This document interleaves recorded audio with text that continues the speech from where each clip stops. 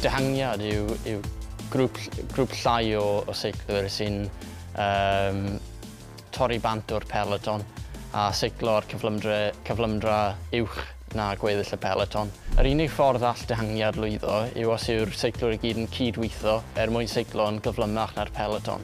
Fel arfer fydd yna dihangiad o fewn ran fwyaf o rases a un o'r pwrpasau ar gyfer hyn yw i roi strwythur i'r ras. Felly bydd pwy bynnag tîm sy'n arwen y ras neu eisiau sprint ar y diwedd.